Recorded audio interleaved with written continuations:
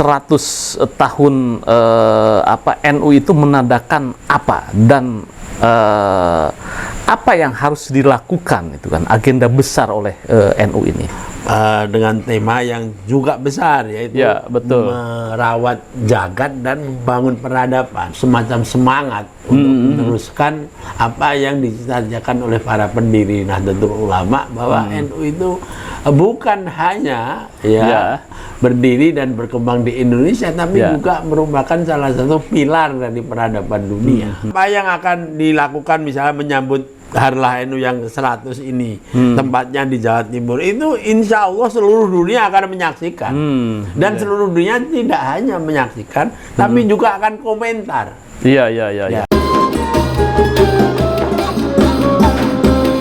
Assalamualaikum warahmatullahi wabarakatuh. Waalaikumsalam warahmatullahi wabarakatuh. Ya pemirsa, ini suasana asri malam ini enak ini. Saya diberi hidangan ini beras kencur nih, beras kencur ini. Enak sekali, Prof. Minuman hobinya Pak Jokowi ya. Oh ya, Pak Jokowi ini. Prof, sebagaimana kita ketahui bahwa Prof Hikam itu salah satu pengurus di PBNU sebagai mustasar ya, salah satu mustasar. Prof Hikam, ini kan NU ini jelang 100 tahun. 7 Februari kalau tidak salah ini ya, akan ada acara besar, walaupun dari sekarang itu sudah ada rentetan acara besar. Mulai dari porseni dan lain sebagainya, puncaknya itu 7 Februari. Nah, kalau Prof Hikam baik sebagai pengamat kemudian juga orang dalam di PBNU, 100 tahun NU itu menandakan apa dan apa yang harus dilakukan itu kan agenda besar oleh NU ini? Ya, yang pertama-tama tentu alhamdulillah dan congratulations bahwa NU menyambut 100 tahun hari kelahirannya. Ini sesuatu yang betul-betul harus kita kita sambut dengan baik sebagai bagian dari rahmat Allah kepada bangsa Indonesia juga, dan tentu khususnya kepada para Nahdliyin. Dan ini merupakan bukti bahwa perjuangan para alim ulama di dalam melakukan dakwah Islam Ahlus Sunnah wal Jamaah dalam konteks Indonesia ini memang betul-betul bisa terbuktikan sampai sekarang, sampai 100 tahun itu suatu capaian yang insya Allah akan tercatat dalam sejarah, bahkan sejarah dunia, saya kira, sebagai organisasi Islam yang terbesar di seluruh dunia. Ya, perkembangannya juga sudah sesuai dengan lambangnya, yaitu seluruh dunia juga. Nah, kalau menurut saya ya, kalau official atau resminya ini kan yang namanya 100 tahun memperingati hari kelahiran Nahdlatul Ulama ini kan dengan tema yang juga besar, yaitu merawat jagat dan membangun peradaban. Itu temanya yang sangat luar biasa, ini besar itu ya. Itu kalau saya lihat ya memang ada semacam semangat untuk meneruskan apa yang dicita-citakan oleh para pendiri Nahdlatul Ulama, bahwa NU itu bukan hanya berdiri dan berkembang di Indonesia, tapi juga merupakan salah satu pilar dari peradaban dunia. Nah, itu dia yang saya kira sebagai satu cita-cita ya cukup sah dan formal. Nah, dan juga bukan sesuatu yang mengada-ada. Kenapa saya mengatakan tidak mengada-ada? Ya karena fakta konkretnya Nahdlatul Ulama ini pertama sudah dikenal di seluruh dunia. Perannya juga sudah diakui pada level internasional. Tetapi secara fisik dia juga merupakan organisasi yang mempunyai cabang-cabang istimewa di tingkat dunia, internasional, di berbagai negara, bahkan puluhan negara sudah itu. Sehingga dari segi infrastruktur keorganisasian juga bisa dipertanggungjawabkan, bukan hanya klaim kosong gitu loh. Betul.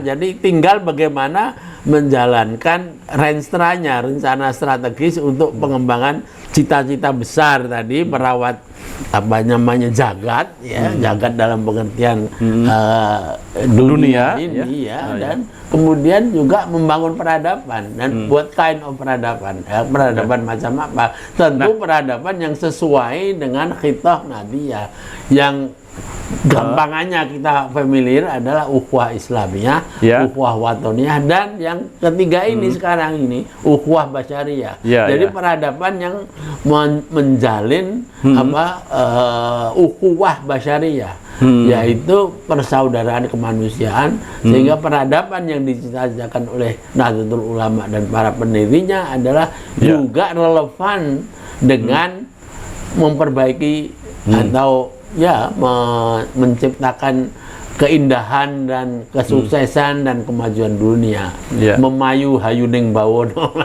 Kita menggunakan istilah Jawa. Ya, problem dunia itu kan sangat kompleks. Kompleks. Di situ ada persoalan Yerusalem itu ya. Persoalan kemudian juga global warming, terus kemudian juga perang Ukraina dan Rusia gitu ya. Nah, ini kalau konteksnya dengan tema tersebut itu bagaimana itu, Prof? Ya tentu secara sederhana bisa dikatakan bahwa NU ke depan ya setelah 100 tahun kemudian 100 tahun lagi barangkali ke depan lah, pokoknya kita nggak membatasi berapa lama. Itu tentu fokusnya mulai akan juga sangat memperhatikan apa yang terjadi pada level global saja. Bukan berarti bahwa sebelumnya tidak memperhatikan level global, tapi sekarang ini karena situasi globalisasi yang demikian, maka peran NU saya kira juga harus semakin intensif. Karena sekarang itu hampir sulit, Mas, untuk membeda-bedakan apa yang lokal, apa yang nasional, dan apa yang global.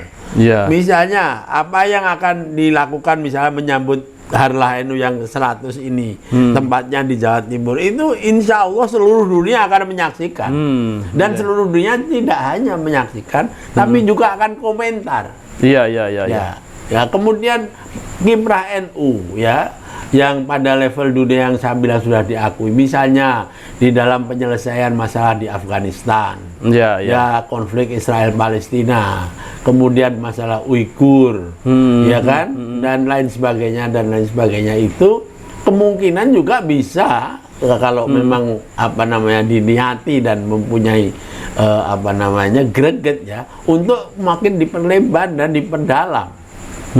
Karena kita juga harus bicara tentang krisis ekonomi dunia, bukan hanya konflik militer, misalnya Rusia, Ukraina, tapi juga persoalan ekonomi. Kemudian yang jenengan singgung tadi masalah lingkungan, ini kan luar biasa juga tantangan climate change atau perubahan iklim ini bagi bukan hanya masyarakat Indonesia, bagi masyarakat dunia. Nah, NU sebagai satu jam'iyah yang tidak hanya berkiprah kepada persoalan seperti tadi, tapi juga persoalan eksistensi kehidupan manusia dan lingkungan, tentu juga harus memikirkan dan melaksanakan itu. Misalnya saja di dalam kajian-kajian Bahthul Masailnya memasukkan isu-isu lingkungan bukan hanya pada level nasional, kalau itu sudah dilakukan, tapi pada level dunia juga.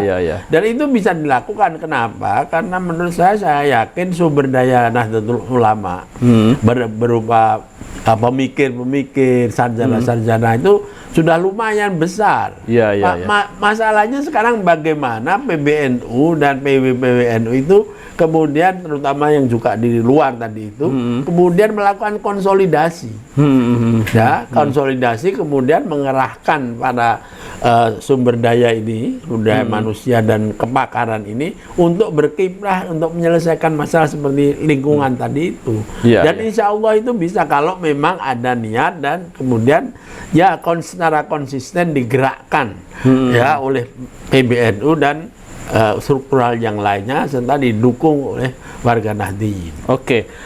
Ya, baik, Prof. Persoalan NU menghadapi satu abad ini memang sangat kompleks. Di dunia internasional juga sudah menancapkan bendera bahwa NU akan komitmen terhadap perdamaian dunia dan juga kiprahnya, dan juga persoalan internal atau dalam negeri itu pun menjadi sebuah PR besar karena banyak hal-hal yang perlu diselesaikan, relasi hubungan NU, PBNU itu ya dengan partai-partai, kemudian juga dengan masalah ekosistem lainnya. Ya, terakhir Prof, mungkin ada closing statement dalam 100 tahun NU ini. Iya, ya kalau saya selalu optimis lah bahwa apa yang dirintis kemudian dibuktikan oleh para alim ulama itu sesuatu yang betul-betul berguna bagi bangsa Indonesia, bagi umat Islam pada umumnya dan kaum Nahdien pada khususnya, dan insya Allah itu akan bertahan ila yaumil qiyamah, ya sampai hari akhir, ya. Nah itu tugas dari para pengemban amanah, termasuk PBNU, PWNU, cabang NU untuk melaksanakan itu, karena kalau soal apa namanya wealth on song atau pandangan dunianya, kemudian apa namanya ideologinya sudah selesai. NU itu sudah terbukti di dalam histori yang 100 tahun. Gimana membuktikan 100 tahun itu kalau nggak organisasi kayak NU kan mungkin repot juga ya. Nah ini NU sudah membuktikan bahwa NU bukan saja sebagai organisasi ormas Islam, tetapi juga sebagai bagian tidak terpisahkan dari pembentuk ya negara kesatuan Republik Indonesia dan berjuang untuk mempertahankan itu. Makanya harapan saya ya kita ya terus meneruskan itu saja, ya sambil terus untuk menciptakan apa inovasi-inovasi ya, temuan-temuan yang akan membuat NU menjadi kekuatan yang betul-betul apa namanya dirasakan manfaatnya ya, baik dalam bidang pendidikan, bidang apa kultural, ya bidang politik tadi itu, ya dan juga yang lain-lainnya, sebab NU adalah bagian tak terpisahkan dari NKRI. Iya. Baik Prof, terima kasih Prof. Kita ucapkan pada Suara TV juga mengucapkan selamat menyongsong 1 abad NU. Mudah-mudahan kiprah NU mewarnai dunia. Amin. Seperti lambangnya. Amin. Bola dunia. Terima kasih. Jangan lupa like, share, subscribe pada Suara TV. Wassalamualaikum warahmatullahi wabarakatuh. Waalaikumsalam warahmatullahi wabarakatuh.